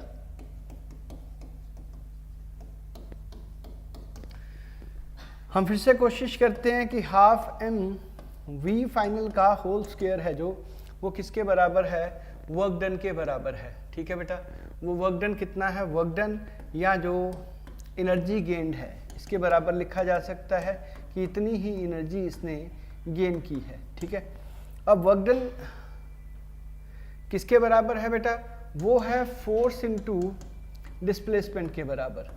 देखिए फोर्स तो हम कह सकते हैं मास इनटू एक्सेलरेशन टेंजेंशियल है, और टेंजेंशियल एक्सेलरेशन ने जो डिस्प्लेसमेंट कवर की है वो 2 इंटू 2 पाई आर के बराबर है। ठीक हो गया यहाँ तक। तो ये जो गेन ऑफ काइनेटिक एनर्जी है इसकी वैल्यू हमें न्यूमेरिकली दी हुई है, कितनी है बेटा, वो 8 इंटू 10⁻⁻4 जूल्स के बराबर है। तो चलिए देख लेते हैं, ये आ गया 1, at की वैल्यू हमें पता करनी है, ये आ गया 4 इंटू पाई इंटू रेडियस की वैल्यू 6.4 इंटू 10⁻⁻2 मीटर्स के बराबर है। चलिए ठीक है, बहुत अच्छी बात।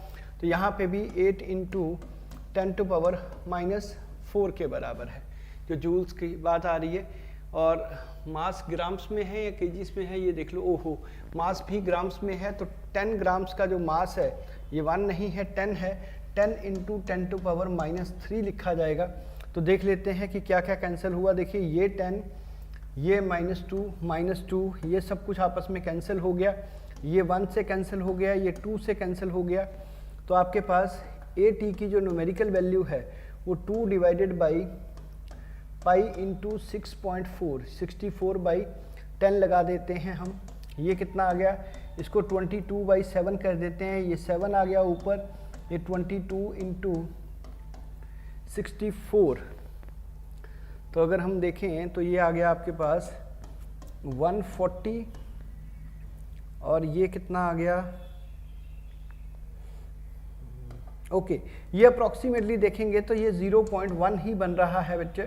तो ये 0.1 मीटर पर सेकेंड स्क्वायर, इससे थोड़ा सा कम है, तो आपका आंसर मेरे ख्याल से 0.1 सी में गिवन है, तो आप इसको देख सकते हो। ठीक, चलिए आगे चलते हैं। अब है हमारे पास सेम केस कि कई बार हमें पोटेंशियल एनर्जी के बारे में पता करना होता है। जस्ट एक इंट्रोडक्शन है बच्चों यहाँ पे पोटेंशियल एनर्जी की, जबकि ज़्यादातर केसेस हैं जो पोटेंशियल एनर्जी के वो हम एनर्जी थ्योरम के अंदर करेंगे, जैसे कि जो net loss of energy of one form is equal to net energy gain in the other form. यानी कहने का मतलब ये कि हम एनर्जी कंजर्वेशन प्रिंसिपल यहाँ यूज़ करेंगे, वहाँ पोटेंशियल एनर्जी के ज़्यादा न्यूमेरिकल हम लोग कवर अप करेंगे।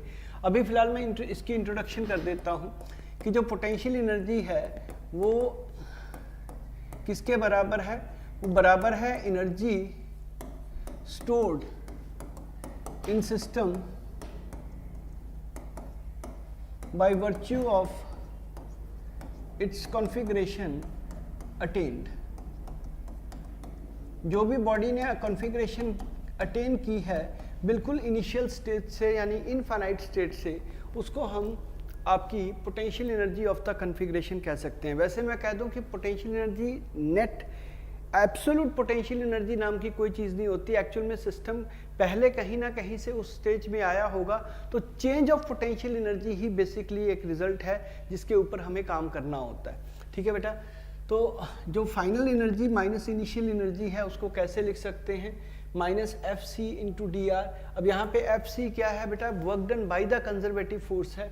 अगर एक्सटर्नल एजेंसी काम कर रही है तो ये नेगेटिव साइन हट के यहाँ पे क्या आ जाएगा, पॉजिटिव साइन आ जाएगा। यानी एक्सटर्नल एजेंसी का मतलब हम लोग अगर काम कर रहे हैं, अपनी फोर्स हमने लगाई है, तो यहाँ पे प्लस आ जाएगा। अगर work done by the force itself है तो यहाँ पे हमें माइनस साइन का इस्तेमाल करना है। ठीक है बेटा, यही मैंने यहाँ पे समझाया है कि आपके पास डेल्टा यू की जो वैल्यू है वो यू फाइनल माइनस इनिशियल, वो minus work done by conservative force है, और अगर एक्सटर्नल एजेंसी काम करती है तो plus work done by external agency है। चलिए इसी में एक छोटा सा सवाल करके इस बात को क्लियर करते हैं कि पोटेंशियल एनर्जी बॉडी की पोजीशन ए में -40 है और कंजर्वेटिव फोर्स ए से बी तक उसको लेके गई है। देखिए कंजर्वेटिव फोर्स जब ए से बी तक लेके गई है तो फाइनल पोजीशन बी है और इनिशियल पोजीशन ए है।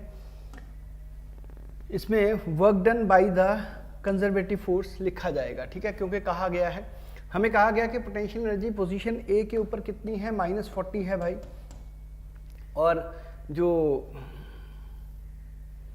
ये वर्क डन कितना है, -20 है। ठीक हो गया जी। और यहाँ पे यू बी आपको पता करने को कहा गया है, तो यू बी जब उस साइड पे आ जाएगा तो यू बी की वैल्यू आ गई आपके पास 40 + 20, तो ये कितना आ गया हमारे पास 60 जूल्स के बराबर पोटेंशियल एनर्जी आ गई। कहाँ पे, बी के ऊपर। एक बार दोबारा देख लेते हैं। Potential energy of a body in position A given है, work done by conservative force in moving from A to B -20 joules है। ये आपने लिख दिया, work done in moving from A to B -20 joules है। Find the potential energy in the position B, B में पता करनी है, माइनस रह गया यहाँ पे 40, ए का पोजीशन दिया हुआ है, सॉरी यहाँ ए पे -40 है बच्चों, सॉरी ये -40 है, तो ये इधर जाके क्या हो जाएगा, -40 + 20 हो जाएगा कितना आ जाएगा, -20 जूल। तो हमारा आंसर क्या आएगा, सी आंसर आएगा। ठीक है, चलिए आगे देखते हैं और बात करते हैं अब स्प्रिंग्स के बारे में। देखिए बेटा, स्प्रिंग्स आप जानते हो शुरू से कि ये स्प्रिंग है जो, ये इसकी नेचुरल लेंथ है। अगर इस नेचुरल लेंथ से स्प्रिंग को थोड़ा सा भी खींचा जाएगा या थोड़ा सा भी कंप्रेस किया जाएगा, कितने अमाउंट से बच्चों, बाई अमाउंट एक्स। अगर इसको बाई अमाउंट एक्स से हम लगा देंगे तो इसके ऊपर जो फोर्स लगेगी वो एक्स के ऑपोजिट रहेगी, यानी कि डिस्प्लेसमेंट की ऑपोजिट रहेगी। और जो force acting on the spring है, अगर मैं उसका ग्राफ बनाऊं अब एफ और एक्स के बीच में, तो आप देखोगे कि वो जो ग्राफ है वो नेगेटिव स्लोप के साथ बनेगा। और हम स्लोप ऑफ द ग्राफ अगर कैलकुलेट करना चाहें तो f/x से हम slope of the graph calculate कर सकते हैं। और ये कैसी स्लोप आ रही है बच्चों, ये नेगेटिव स्लोप है। और ये किसके बराबर है भैया, ये tan थीटा के बराबर है। देखिए, work done by the spring force है जो, स्प्रिंग फोर्स हमेशा जिस डायरेक्शन में डिस्प्लेसमेंट लग रही है उसी डायरेक्शन में लग रही है। ठीक है, तो आप जो स्प्रिंग फोर्स ने काम किया है, अगर work done by the conservative force में देखूं तो वो -12 kx² के बराबर है। ठीक बेटा, और जो स्प्रिंग फोर्स है वो हमेशा opposite to the displacement act करती है। जो रिस्टोरिंग फोर्स, मैं ये स्प्रिंग फोर्स किसकी बात कर रहा हूँ, जो रिस्टोरिंग फोर्स है, पर जो एक्सटर्नल एजेंसी है उसने जो वर्क डन किया है वो ½ x² के बराबर है। देखिए, आप यूँ समझ लीजिए कि एक स्प्रिंग है, उसको मैंने पुश किया, क्लोज कर दिया, थोड़ा सा कंप्रेस कर दिया, तो उसका वर्क डन भी ½ kx² है। मैंने स्प्रिंग को स्ट्रेच किया तो उसका वर्क डन भी ½ kx² के बराबर है। और सबसे पहले टाइप का ग्राफ इसमें ऐसे बन सकते हैं। तो अगर मैं यहाँ पे क्वेश्चन कंसिडर करूँ कि ये एंगल है जो ये 45 डिग्री है और f और x का, तो मुझसे पूछा जाए कि भैया इसकी जो स्लोप है वो क्या रिप्रेजेंट करती है, तो मैं स्लोप को कहूँगा कि ये स्टिफनेस कांस्टेंट k को रिप्रेजेंट करती है। और इससे हम कैसे कैलकुलेट कर सकते हैं, tan 45 से कैलकुलेट कर सकते हैं, जिसको 1 Nm/m के साथ लिखा जा सकता है। आपको कोई यूनिट कैसे पता लगी, देखिए फोर्स की यूनिट न्यूटन होती है, x की यूनिट मीटर होती है, तो जो k है उसकी यूनिट Nm/m के बराबर आएगी। अब आपकी बात हम बात कर लेते हैं कि पोटेंशियल एनर्जी जो स्टोर्ड है, क्योंकि वो ½ kx² के बराबर है, तो बच्चों यहाँ पे जो एनर्जी स्टोर्ड है उसकी जो वैल्यू है वो x² के डायरेक्टली प्रोपोर्शनल है। इसलिए x पॉजिटिव हो चाहे x नेगेटिव हो, तो जो पोटेंशियल एनर्जी का ग्राफ बनता है वो पैराबोलिक ग्राफ बनेगा, राइट। अगर अब आप एक स्प्रिंग को 2 हिस्सों में कट कर देते हो, सपोज करो ये वाला स्प्रिंग है, इसको आपने 2 हिस्सों में कट कर दिया।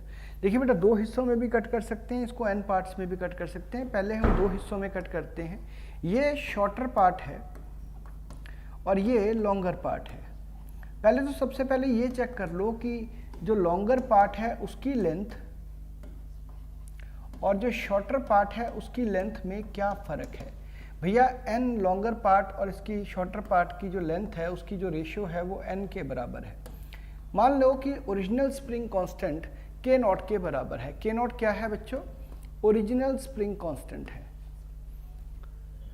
तो आपके पास k जो शॉर्टर पार्ट का रह जाएगा वो रह जाएगा n प्लस 1 बाई के नॉट इंटू के नॉट, और k जो लॉन्गर पार्ट का बनेगा वो n plus 1 by n into के नॉट के साथ आ जाएगा। ठीक, अब आप कहोगे कि सर इसकी एक एग्जांपल दे दो। तो सपोज करो मैंने एक स्प्रिंग को दो हिस्सों में बांट दिया, ये हिस्सा है L और L/4 और ये हिस्सा है 3L/4। तो अगर मैं देखूं तो लेंथ लॉन्गर पार्ट की और लेंथ शॉर्टर पार्ट की 3:1 के बराबर है, जिसको हम n कह सकते हैं। तो इसलिए स्प्रिंग कांस्टेंट शॉर्टर पार्ट की कितनी आ गई? 3 प्लस 1 इंटू के नॉट, यानी वो 4 टाइम्स पहले से ज़्यादा स्टिफ स्प्रिंग बन गया, और जो लॉन्गर पार्ट है वो 4/3 ऑफ के नॉट बन जाएगा, जो कि पहले से 4/3 टाइम्स के नॉट हो गया है। ठीक है बेटा, अगर आप n स्प्रिंग्स को उसको n पार्ट्स में कट कर देते हैं, n पार्ट्स में आप कट कर देते हो, तो नया वाला जो स्प्रिंग कांस्टेंट है वो n टाइम्स हो जाएगा पुराने वाले स्प्रिंग कांस्टेंट के। अगर स्प्रिंग्स को हम सीरीज में ज्वाइन करते हैं तो भैया देखो 1 2 3 ऐसे बथेरे स्प्रिंग्स हो सकते हैं। तो इफेक्टिव स्प्रिंग कांस्टेंट लिखने के लिए 1/ks 1/k1 1/k2 ऐसे करके हमें उसकी इफेक्टिव स्प्रिंग कांस्टेंट लिख लेनी चाहिए। और अगर स्प्रिंग्स को मैंने पैरेलल में ज्वाइन किया, पैरेलल में ज्वाइन करने का मतलब होता है बच्चों एक स्प्रिंग के साथ दूसरा स्प्रिंग इस ढंग से लगा हुआ है मासिस के साथ, ठीक, ये K1 कह लो, ये K2 कह लो, तो उस केस में जो K पैरेलल है वो सीधा डायरेक्टली एड अप करके ही नेट रिजल्ट आ सकता है। ठीक है, तो यहाँ तक हमें क्लियर हो जाता है कि स्प्रिंग्स के बारे में क्या इन्फॉर्मेशन है, और यहीं से हम इसके क्वेश्चंस को स्टार्ट करते हैं। ठीक है, चलिए बच्चों यहाँ पे देखते हैं, दो स्प्रिंग्स है हमारे पास, एक स्प्रिंग A और एक स्प्रिंग B। ठीक है, तो स्प्रिंग A का जो कॉफिशिएंट जो हमारे पास स्प्रिंग कांस्टेंट है वो Ka है, और स्प्रिंग B का Kb है, और हमें ये कहा गया है कि Ka है जो वो 2 टाइम्स Kb के बराबर है। अब हमें कहा गया कि दोनों को सेम फोर्स से खींच दिया, यानी सेम फोर्स से खींच दिया तो F1 इक्वल टू F2 आ गया। ठीक है, तो इसका मतलब K1 X1 equal to K2 X2 आ गया। तो K1:to K2 की जो रेशियो है वो हमारे पास X2:to X1 की रेशियो के बराबर है। बहुत अच्छे। अब हमें क्या कहा गया कि आप एनर्जी कैलकुलेट कीजिए, UB:to UA हमें कैलकुलेट करनी है। हमारे पास हाफ KB XB का होल स्क्वायर है, हाफ KA XA का होल स्क्वायर है। हमें पता है कि ये KA XA है और ये KB XB है, तो इसका मतलब KA:to KB है जो वो XB:to XA के बराबर है। चलिए हम XB:to XA की वैल्यू पुट कर देते हैं। यहाँ आ गया हमारे पास हाफ KB X और यहाँ आ गया KA। हाफ और हाफ आपस में क्या हो गया बच्चों? कैंसिल हो गए। तो ये XB की जो न्यूमेरिकल वैल्यू है XB:to XA, ये KA:to KB का होल स्क्वायर के बराबर है, जिससे कि यहाँ रिजल्ट आ गया हमारे पास KA:to KB।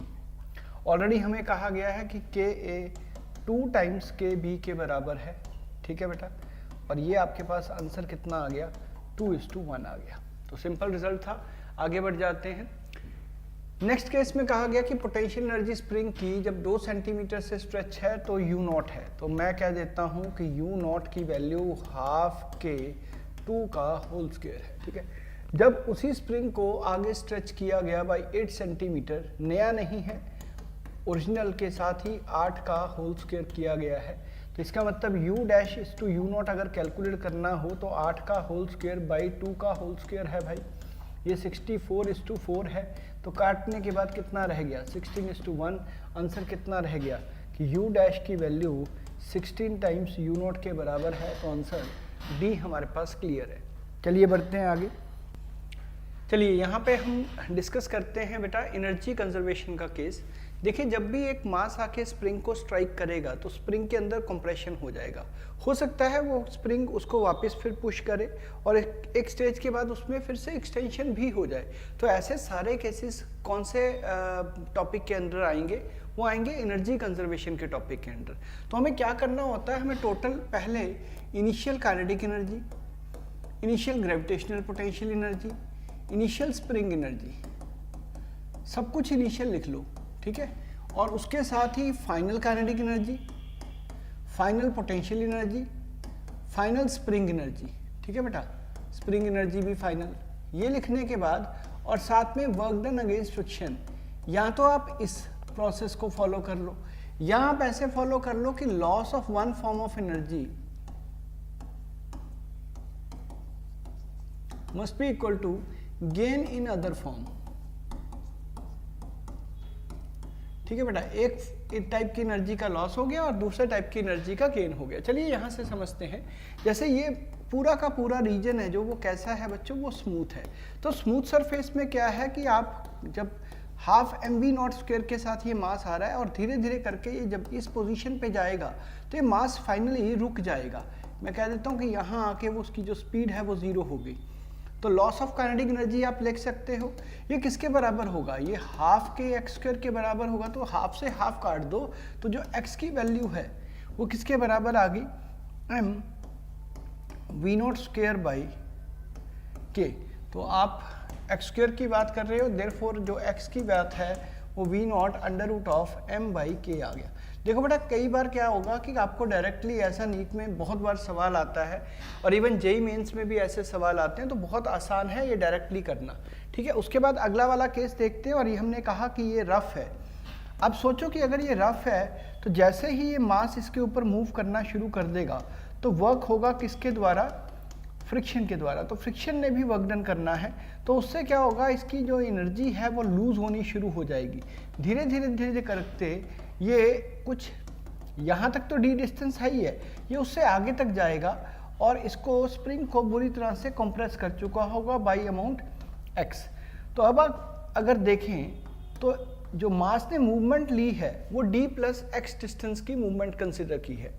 तो हम कह सकते हैं कि इसका लॉस हुआ है किस चीज़ का, loss of kinetic energy has happened, क्योंकि पहले ये v0 स्पीड के साथ जा रहा था और कंप्रेस करने के बाद जब फाइनली ये रुक गया तो उसकी जो स्पीड है वो कितनी हो गई, 0 हो गई। तो लॉस हुआ है किसका, काइनेटिक एनर्जी का। ये जो लॉस ऑफ काइनेटिक एनर्जी है इसको मैं हाफ mv0² - 0 कह देता हूँ। ये गेन किस में हुआ है, गेन हुई है बेटा दूसरे टाइप की फाइनल एनर्जी जो कौन सी है, स्प्रिंग एनर्जी है। तो स्प्रिंग एनर्जी को आप कैसे लिखोगे भैया, हाफ के x² से लिखोगे। उसके अलावा और क्या हुआ, उसके अलावा देखिए फ्रिक्शन के अगेंस्ट इसका वर्क डन हुआ है जिसको मैं लिख सकता हूँ फोर्स ऑफ फ्रिक्शन, इस केस में μmg है, आप समझ सकते हो। डिस्टेंस है जो वो d + x है। तो ये इक्वेशन है जिसको हमें अब सॉल्व करना होता है। मैं इक्वेशंस और केसेस बनाता जाऊंगा बेटा, अगर बाई चांस आपको कोई क्वेश्चन आता है तो आपको कॉन्सेप्ट वाइज उसे पिक करना है, ठीक है। तो आगे चलते हैं।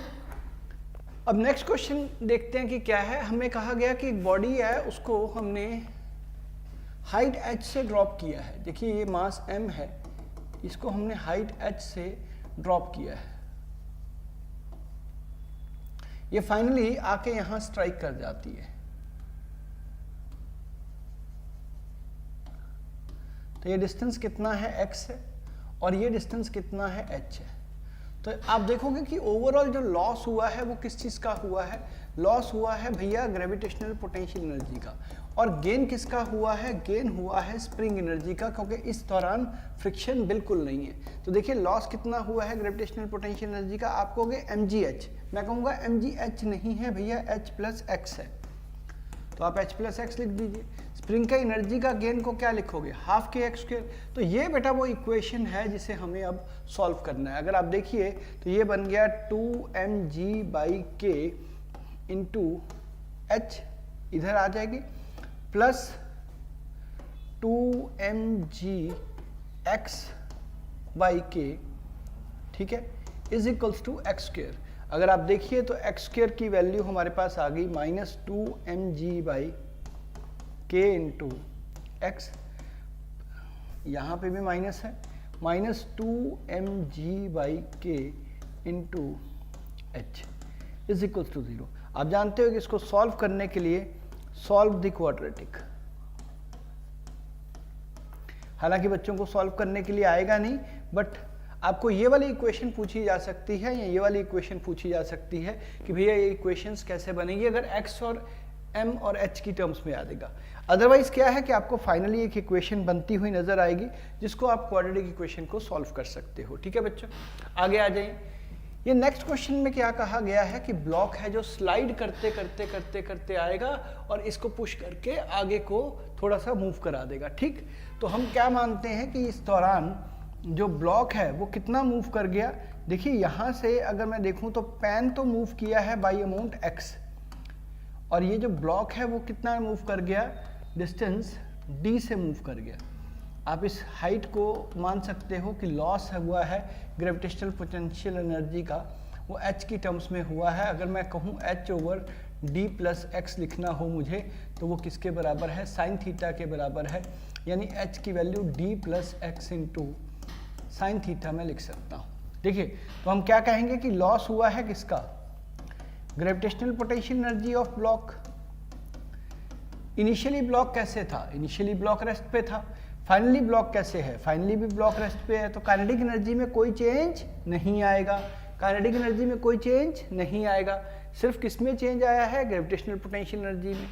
और किस में चेंज आया है, स्प्रिंग एनर्जी में, क्योंकि वो स्प्रिंग एनर्जी हाफ के एक्स स्क्वायर के साथ गेन हो गई है यहाँ पे। ठीक है ना, इधर से इधर तक आते आते। उसके अलावा ये जो फ्रिक्शन का वर्क डन है उसे देख सकते हैं μmg cos थीटा इंटू कितना बेटा, डिस्टेंस d+x। आप जानते हो कि ये फ्रिक्शन है और ये डिस्प्लेसमेंट है, तो फ्रिक्शन के अगेंस्ट डिस्प्लेसमेंट ने जो काम किया, work done against the friction, ये वाले फोर्स से आ गया आपके पास। तो loss of gravitational potential energy क्या था, mgh था, तो h की वैल्यू को क्या लिखा है आपने, d+x साइन थीटा किसके बराबर है भैया, हाफ के एक्स स्क्वायर प्लस क्या लिखेंगे, μmg cos थीटा d+x। अब आप कोई भी न्यूमेरिकल वैल्यू लेके, एंगल लेके आप इसे सॉल्व कर सकते हैं। मेरा काम है सिर्फ आपको कॉन्सेप्ट्स को यहाँ तक पहुँचाना, उसके बाद क्वेश्चंस आप आसानी से न्यूमेरिकल वैल्यूज फॉर्मूला में पुट करके कर सकते हो। और मैं नहीं चाहूँगा कि आप ऐसे फॉर्मूला इसको लर्न करो, मैं चाहूँगा कि आपको पूरी तरह से एक बहुत अच्छी तरह से कॉन्सेप्ट्स क्लियर होने चाहिए कि हर केस में हम करते कैसे हैं। चलिए बढ़ा लेते हैं अपनी डिस्कशन एक और क्वेश्चन की तरफ। हमें कहा गया कि ये स्प्रिंग मास सिस्टम है और इसको हमने रिलीज कर दिया। देखिए रिलीज करने के बाद ये क्या होगा, ये मास थोड़ा सा नीचे गिरेगा और ये गिरते गिरते एक स्टेज पे आ जाएगा। हमें क्या कहा गया है, हमें कहा गया है कि किस डिस्टेंस तक मैक्सिमम स्ट्रेच कितना है। मैक्सिमम स्ट्रेच के लिए हमेशा आपने यूज करनी है कौन सी थ्योरम, एनर्जी कंजर्वेशन। ठीक है बेटा, और मीन पोजीशन के लिए आपने यूज करनी है इक्विलिब्रियम स्टेटेड, यानी मीन पोजीशन वाले केस में आपने इक्विलिब्रियम यूज करना होता है और एनर्जी कंजर्वेशन आपने यूज करना होता है मैक्सिमम स्ट्रेच के लिए। तो आप इसको कैसे लिखोगे, आप इसको लिखोगे बेटा कि mg x मैक्सिमम है जो, वो लॉस ऑफ क्या है, पोटेंशियल एनर्जी है। लॉस ऑफ पोटेंशियल एनर्जी आ गई हमारे पास, ये किसके बराबर आई है, गेन ऑफ स्प्रिंग एनर्जी के बराबर है। स्प्रिंग एनर्जी कितनी आई है बेटा, हाफ के एक्स मैक्सिमम का होल स्क्वायर। चलिए सॉल्व कर लेते हैं। यहाँ से एक मैक्स मैक्सिमम इससे कैंसिल हो गया, तो आपके पास एक्स मैक्सिमम की जो रिजल्ट की वैल्यू है वो 2mg/k आ गई इस पर्टिकुलर केस में। देखिए ये तो आ गया एक्स मैक्सिमम, पहला case solve. Second, equilibrium position या मीन पोजीशन, वहां पे क्या होगा, वहां पे होगा ये कि जो mg है वो किसके बराबर होगी, वो t के बराबर होगी, और t किसके बराबर होगी, kx के बराबर होगी, क्योंकि उस दौरान स्प्रिंग थोड़ा बहुत कहीं ना कहीं स्ट्रेच हो चुका होगा। तो मैं क्या कहूँगा कि k इंटू एक्स मीन है जो, वो किसके बराबर है बेटा, mg के बराबर है। देयरफॉर x मीन है जो वो कितना आया है, वो आया है mg/k के बराबर आया। बहुत बढ़िया। अब आगे क्या पूछा गया है, स्पीड पूछी है भाई मीन पोजीशन पे। तो स्पीड का मतलब क्या है कि भैया लॉस होगा तब तक ग्रेविटेशनल पोटेंशियल एनर्जी का, गेन होगा किस चीज़ का, स्प्रिंग एनर्जी का एंड काइनेटिक एनर्जी। तो आप इसको लिखोगे कैसे, आप लिखोगे mg, x मीन है जो ये हुआ, x मीन तक गिरा ना, तब तक x मीन तक गिरने के बाद लॉस हो गया किसका, पोटेंशियल एनर्जी का लॉस हो गया बच्चों। तो जब वो x मीन तक गिरा है तो mg x mean potential energy का लॉस किसके बराबर आना चाहिए, हाफ के x मीन का होल स्क्वायर प्लस क्या होना चाहिए बेटा, plus half m v square, क्योंकि ये v के ऊपर ही तो क्वेश्चन मार्क है, यही तो हमें फाइंड आउट करना है। तो आप क्या लिख सकते हो, x mean is equals to half के, देखिए x मीन ऑलरेडी हमें गिवन है यहाँ पे, x मीन कितना आया था, मैं इसको ठीक ढंग से कर देता हूँ, ये आया था x मीन की वैल्यू। तो आप क्या लिखोगे, mg इंटू mg/k, ठीक बच्चों, पहला केस, हाफ के क्या लिखें, mg/k का whole square plus half mv square. तो इसको सॉल्व कर लेते हैं। हमारे पास हाफ mv स्क्वायर के लिए एक्सप्रेशन है, कितना एक्सप्रेशन है भैया, m square g square by k, m square g square by k, 1 में से माइनस कर दो, कितना आ जाएगा, हाफ। क्यों, क्योंकि ये इधर आएगा तो हाफ ऑफ k से एक नीचे k कट जाएगा, m square G square by k आ गया। तो ये कितना आ गया, half m square G square by k। ठीक है बेटा, तो आप इसमें किस किस को काट सकते हो, देखो आपको पता है कि इस केस में हाफ से हाफ कट जाएगा, एक m से एक m कट जाएगा, तो आपके पास v के लिए जो एक्सप्रेशन है वो कितना रह जाएगा, g√ऑफ m/k। ये वो स्पीड है जिसके साथ ये मास गिरते हुए आएगा जब ये इक्विलिब्रियम पोजीशन पे पहुंच चुका होगा। जब मास इक्विलिब्रियम पोजीशन पे है तब वो नीचे गिर चुका है, ठीक है, इस स्पीड के साथ। चलिए एक क्वेश्चन और करते हैं इसी के ऊपर। यहाँ पे भी हमारे पास सिमिलर क्वेश्चन है, हमसे पूछा गया कि आप एक्सटेंशन बताइए फॉर इक्विलिब्रियम, मैक्सिमम एक्सटेंशन बताइए और स्पीड ऑफ द मासेस बताइए। तीनों चीज़ें देख लेते हैं। जब ये ब्लॉक नीचे गिरेगा बेटा बाई अमाउंट h, तो मैंने कहा कि वो क्या हो गया है, h मैक्सिमम हो गया है। तो पहला केस में जो लॉस है किसका, ग्रेविटेशनल पोटेंशियल एनर्जी का, वो किसके बराबर है, गेन है किसका, ऑफ स्प्रिंग एनर्जी। तो आप क्या लिखोगे बेटा, 2mg इंटू एक्स मैक्सिमम किसके बराबर है, हाफ के x या h मैक्सिमम का होल स्क्वायर। देयरफॉर जो हाइट मैक्सिमम इसमें फॉल की है वो कितनी आ गई, 4mg/k। देखिए ये रिजल्ट आ गया, ठीक है। दूसरा उसने पूछा कि मीन पोजीशन की बात कर लेते हैं। अगर हमें मीन पोजीशन तक पहुंचना है तो हम शुरू से जानते हैं कि मीन पोजीशन पे इक्विलिब्रियम एग्जिस्ट करता है। तो चलिए लिख लेते हैं फिर इक्विलिब्रियम की कहानी भी। इक्विलिब्रियम की कहानी क्या है कि 2mg किसके बराबर होनी चाहिए, kx0 के बराबर होना चाहिए। तो x0 जो कि मीन पोजीशन है वो कितनी आ गई, 2mg/k के बराबर आ गई, ठीक है। तीसरा केस क्या डिस्कस करना है बच्चों, तीसरा केस हमें डिस्कस करना है कि स्पीड मासेस की इक्विलिब्रियम के ऊपर।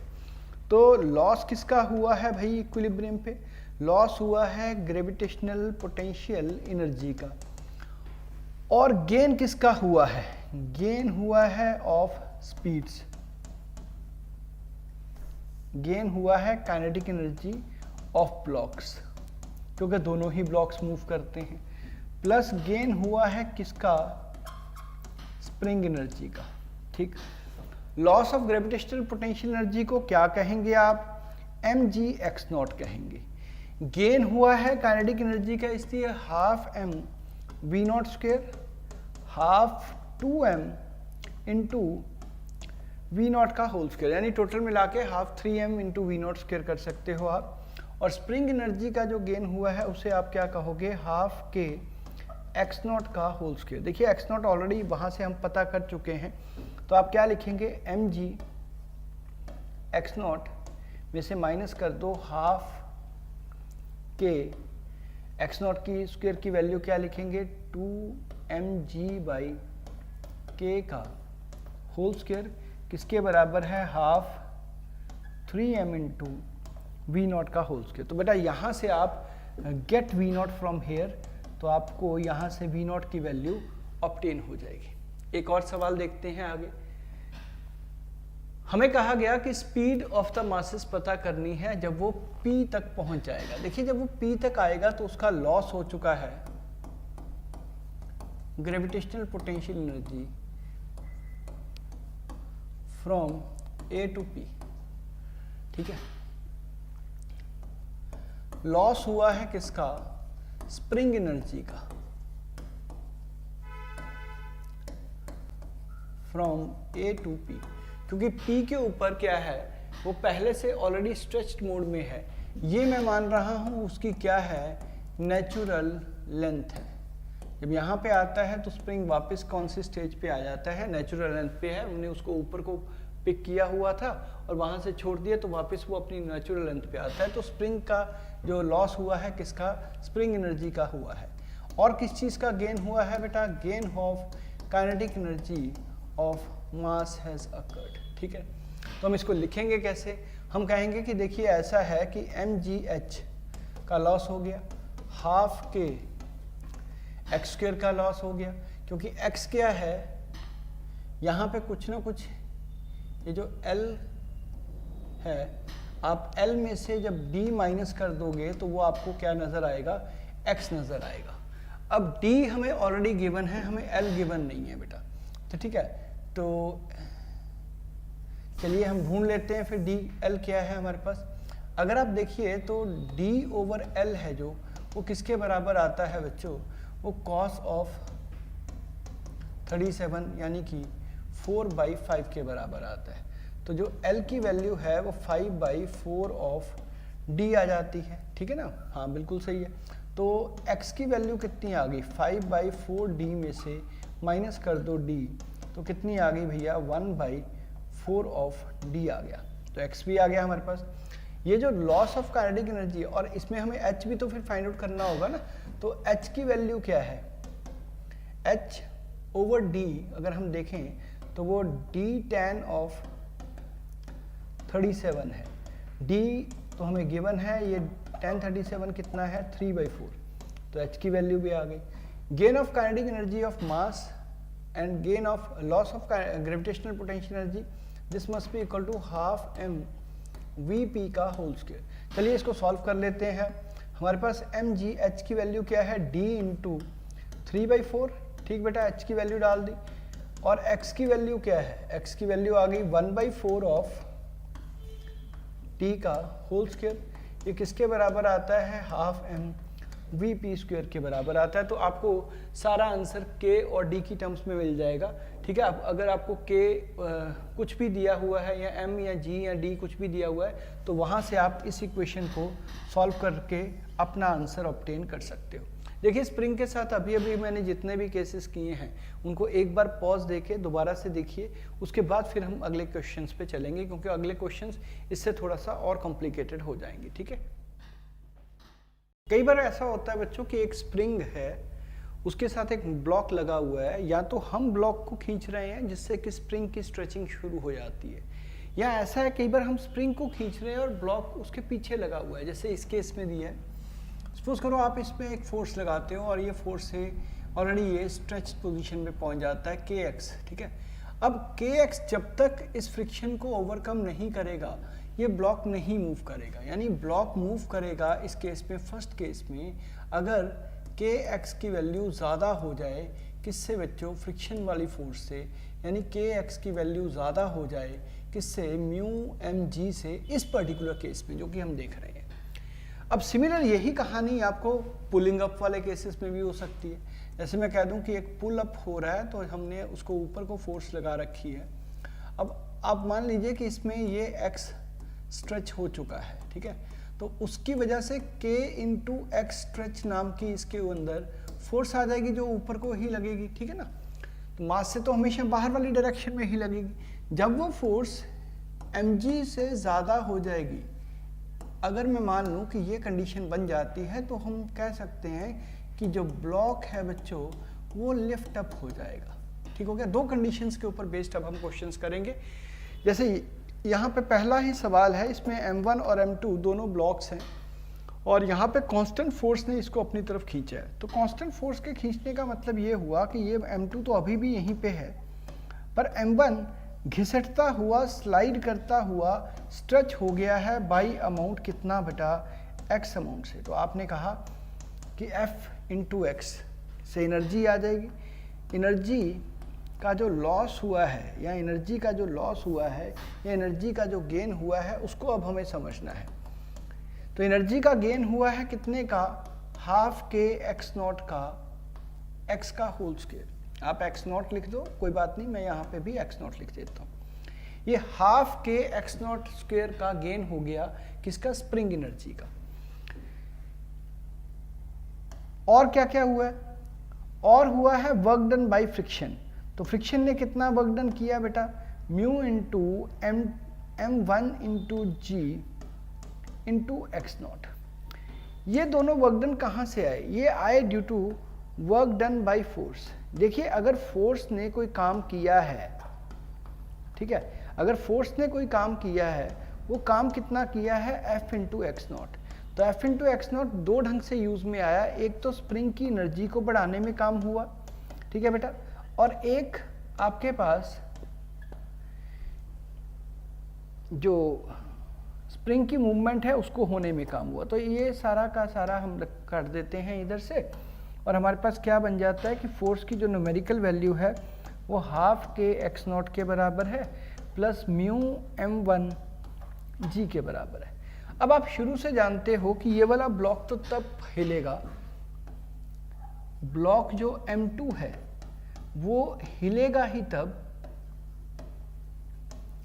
कब हिलेगा बेटा, जब आपके पास यहाँ पे जो kx है वो किससे ज़्यादा हो जाए, इधर फ्रिक्शन से, जो म्यू m2g के बराबर है। यानी kx नॉट ज़्यादा होनी चाहिए किससे, म्यू m2g। मैं इसको इधर पुट कर देता हूँ। देयरफॉर जो फोर्स की मिनिमम वैल्यू होनी चाहिए वो कितनी होनी चाहिए बेटा, half of mu m2g plus mu m1g। ठीक है, तो ये कितना आ गया बेटा, हाफ, चलिए म्यू जी हम कॉमन निकाल लेते हैं यहाँ से, म्यू कॉमन आ गया बेटा, एक आ गया m1 और दूसरा आ गया m2/2 इंटू जी। ये है वो मिनिमम फोर्स की न्यूमेरिकल वैल्यू जो हमने इस डायरेक्शन में पुश की है ताकि ये वाला ब्लॉक मूव कर जाए। तो ध्यान से सुनो, इसको समझो कि जब आप इस ब्लॉक को आगे को खींचोगे तो work is done by this particular force. वो जो वर्क डन है वो दो ढंग से यूज में आ रहा है, एक स्प्रिंग को स्ट्रेच करने में, इसलिए उसकी स्प्रिंग एनर्जी आ गई, और दूसरा इसको इस वाले ब्लॉक को स्लाइड कराने में, जो कि फ्रिक्शन इनटू डिस्टेंस से लिखा गया है। तो इस इक्वेशन से हमारे पास पहली इक्वेशन ये बनी, और फिर हमने सोचा कि भाई ऐसा है कि अगर ये ब्लॉक को मूव कराना है तो एक कंडीशन है हमारे पास, के एक्स नॉट ज़्यादा होना चाहिए किससे, म्यू m2g से। उस कंडीशन को लगाया और आपने फोर्स मिनिमम की वैल्यू कैलकुलेट कर ली है। चलिए लिख के देख लीजिए एक बार। अब नेक्स्ट वाला क्वेश्चन हमें डायरेक्टली ही याद रखना है। आप ध्यान रखो कि इस केस में अगर ऊपर से हमने इस ब्लॉक को पुश किया, मैं डिस्कस ज़रूर कर लेता हूं, पर आपको इसको समझना होगा कि ये क्वेश्चन आपको इतना लेंथी है कि अगर आप इसको करने लग गए तो सारा पेपर में बस इसी को करोगे। तो आपको सीधा आंसर लिख देता हूँ कि आपको आंसर क्या आना है इसका, वो आना है m1 प्लस m2 इंटू जी। बस ये आंसर है, सॉल्व करके आगे चले जाओ, कहानी खत्म। ज़्यादा सोचना नहीं है क्योंकि आप 2 ईयर के कोर्स में नहीं पढ़ रहे हो, आपको क्रैश कोर्स में पढ़ाया जा रहा है। तो आपने जब उसको रिलीज करोगे आप इस फोर्स को, व्हेन F इज रिलीज्ड, जब आप F को रिलीज करोगे तो होगा क्या, ये यहाँ से वापस उछलेगा, ऊपर तक जाएगा और फिर ये ब्लॉक लिफ्ट अप हो जाएगा। उसके लिए हमें इतनी फोर्स लगानी है बस। आगे चलते हैं नेक्स्ट क्वेश्चन की तरफ। हमें कहा गया कि ये ब्लॉक यहां से गिरा, ठीक है, इस पॉइंट से ये ब्लॉक गिरा, ठीक है बेटा। उसके बाद इसने और इसको पुश किया होगा नीचे तक, ये कंप्रेस हो गया होगा। उसके बाद ये वापस आया होगा और थोड़ा सा इसने अपने आप को स्ट्रेच भी किया होगा। तो ये वाली सिचुएशन हम देख सकते हैं कि ओरिजिनल फिगर्स में जब ये मास ऊपर ही था तब हमारे पास जो ब्लॉक की कंडीशन थी वो ये थी, ठीक है, एच हाइट से आने वाला ब्लॉक, और उसके बाद वो इस साइड तक गया होगा, उसने कंप्रेस किया होगा। पर अगर मैं देखूं तो मुझे तो सिर्फ फर्स्ट और थर्ड सिचुएशन को ही हैंडल करने की ज़रूरत है, क्योंकि थर्ड सिचुएशन में वो बता रहा है कि कितना वो ऊपर को चला गया है। तो मैंने मान लिया कि लेट अस से कि ये है x नॉट, जहाँ तक वो ब्लॉक ऊपर को जा सकता है। और ये इसलिए मैंने लिखा है क्योंकि ये ब्लॉक जो नीचे वाला है आपके पास, ये लिफ्ट अप कर सकता है उस केस में। क्यों? क्योंकि के एक्स नॉट जब ज़्यादा हो जाएगा किससे, mg से, तो ये ब्लॉक ऊपर को लिफ्ट अप कर सकता है। चलिए, तो हमने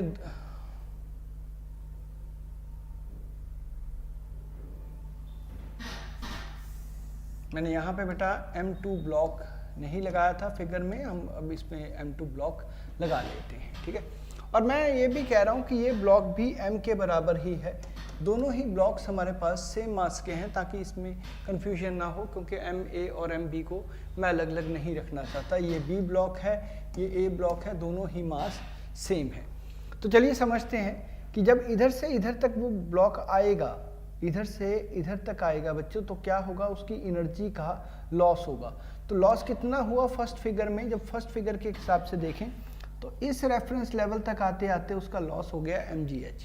जब इस रेफरेंस लेवल से ऊपर जाएगा तो उसका स्प्रिंग एनर्जी का गेन हुआ हाफ के एक्स नॉट स्क्वायर, और उसकी पोटेंशियल एनर्जी का गेन हुआ mg एक्स नॉट। तो अगर देखें तो ये रिजल्ट हमारे पास आता है फर्स्ट वन। फिर हमें एक कंडीशन पता थी कि के एक्स नॉट है जो, वो कम से कम किसके बराबर होना चाहिए, mg के बराबर होना चाहिए, तभी लिफ्ट अप हो जाएगा। लिफ्ट कब होगा, जब आपके पास ये वाली कंडीशन मैच कर जाएगी। तो एक्स नॉट की वैल्यू को आप क्या लिखोगे भैया, mg/k लिखोगे। तो लेट अस से हम क्या लिख सकते हैं, mgh की वैल्यू हाफ के mg/k,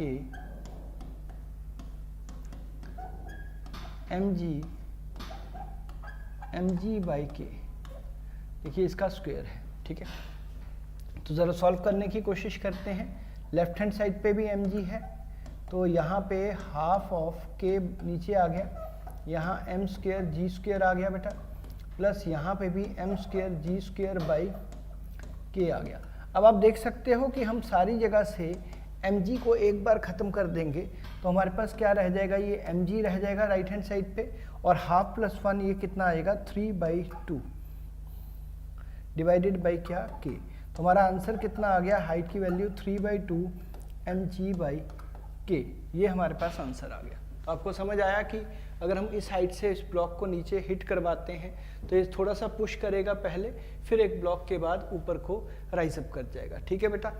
तो यहाँ हम लोग कोशिश करते हैं, हमारा फर्स्ट लेक्चर है जो, उसको स्टॉप करने की, ठीक है। अभी तक जितना मैंने फर्स्ट लेक्चर के अंदर कराया है वो स्प्रिंग एनर्जी थ्योरम तक करा दिया है। तो इसके बाद जो नेक्स्ट लेक्चर है बच्चों हमारा, उसके अंदर हम कंजर्वेटिव फोर्सेस की बात करेंगे। इसी के कुछ और क्वेश्चन भी केस करेंगे, जिसमें हम बुलेट्स को स्प्रिंग्स के साथ हिट करेंगे, ठीक है। बुलेट्स को मासेस के साथ हिट करेंगे जो मासेस स्प्रिंग्स के साथ लिंक्ड हैं, ठीक है। वो वाले केस, इलास्टिक इनइलास्टिक कोलिजन्स की बात होगी, ठीक है, और कंजर्वेटिव फोर्स और पावर की बात होगी सेकंड लेक्चर के अंदर। यहाँ पे हम फर्स्ट लेक्चर को फिनिश करते हैं, राइट बेटा।